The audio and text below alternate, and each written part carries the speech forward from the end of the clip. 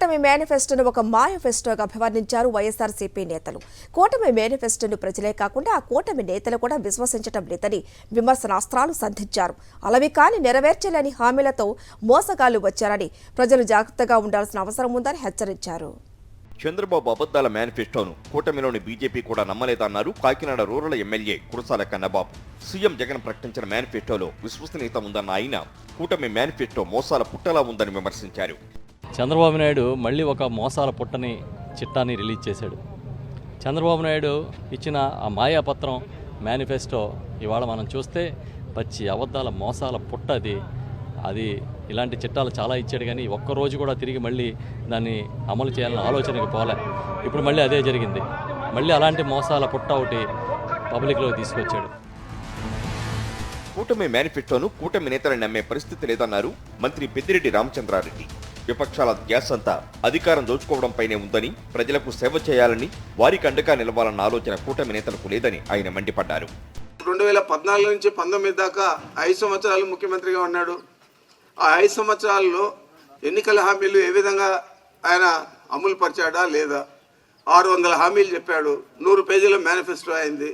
ఏదైనా ఒక్క పనైనా ఒక్కటేనా ఇది నేను చేశాను అని చెప్పుకునేదానికి ఏదైనా ఉంది అని అడుగుతున్నాను. మరి ఎందుకు ఇవ్వాలి నువ్వు 600 హామీలు? కేవలం మన వాళ్ళ మోసం చేసి అధికారంలోకి రావాలని. ప్రజలను మోసం చేసేందుకు చంద్రబాబు మరోసారి బోగస్ మేనిఫెస్టోతో వస్తున్నారని ఎమ్మెల్సీ పోతుల సునీత అన్నారు. కూటమి మేనిఫెస్టోలో మోదీ ఫోటో ఎందుకు పెట్టలేదని మండిపడ్డారామె. బాబువి మోసపూరిత హామీలు కాబట్టే మోదీ తన ఫోటో వద్దన్నారని చెప్పుకొచ్చారు. మరి ఇది బోగస్ మేనిఫెస్టో ఎందుకంటే చంద్రబాబు నాయుడు గతంలో కూడా ఇచ్చిన యొక్క హామీలు ఏవి కూడా నెరవేర్చలేదు. మరి ఇదే కూటమిని ఆ రోజు కూడా చంద్రబాబు నాయుడు ఏదైతే కూటమి మేనిఫెస్టో అని చెప్పి రిలీజ్ చేశాడో మరి అందులో ప్రధాని నరేంద్ర మోడీ గారి ఫోటో మీరు ఎందుకు పెట్టుకోలేదని అడుగుతున్నాం. టీడీపీది ప్రజాగళం మేనిఫెస్టో కాదు, ప్రజాగరళం మేనిఫెస్టో అంటున్నారు వైఎస్ఆర్సీపీ ఎమ్మెల్సీ వరదు కళ్యాణి. పింఛన్లపై నెల రోజుల్లో 4 సార్లు మాట మార్చిన చంద్రబాబుకు అధికారం మాత్రమే కావాలని, సంక్షేమ పథకాల అమలు అక్కర్లేదని విమర్శించారు.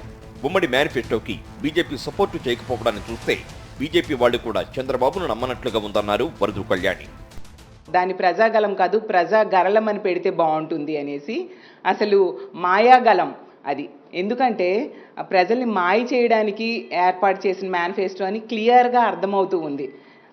అంటే అబద్ధానికి పసుపు పూస్తే ఎలా ఉంటుందో అలా ఉంది ఆ మేనిఫెస్టో. చంద్రబాబు అబద్ధపు హామీలను ప్రజలు నమ్మరని, అందుకే ప్రధాని మోదీ తన ఫోటో కూటమి మేనిఫెస్టోలో పెట్టొద్దని చెప్పారన్నారు విజయవాడ ఎంపీ కేశినేని నాని. అలవికాని హామీలు ఇచ్చిన చంద్రబాబును మోదీ నమ్మడం లేదని, ఆయన మరోసారి ప్రజలను మోసం చేస్తారన్న అనుమానంతోనే మేనిఫెస్టోకు దూరంగా బీజేపీ నేతలు ఉన్నారన్నారు కేశినేని నాని. మోడీ నా ఫోటో పెట్టొద్దు నీ మేనిఫెస్టో అన్నాడంటే నువ్వు చెప్పే పచ్చి అబద్ధాలు, నువ్వు చెప్పే అబద్ధాలు ప్రజలు నమ్మరు. నీ వల్ల మాకు చెడ్డ పేరు వస్తాను మోడీయే చెప్తున్నాడు చంద్రబాబు నాయుడికి, బీజేపీ చెప్తుంది వాళ్ళ భాగస్వామి వాళ్ళ.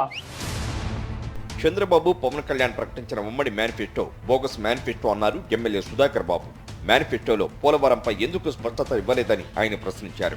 ఎన్నికల తర్వాత చంద్రబాబు హైదరాబాద్ పారిపోవడం ఖాయమని జోసెన్ చెప్పారు. మా నమ్మకం నువ్వే జగన్, మా నమ్మకం నువ్వే జగన్, మా నమ్మకం నువ్వే జగన్.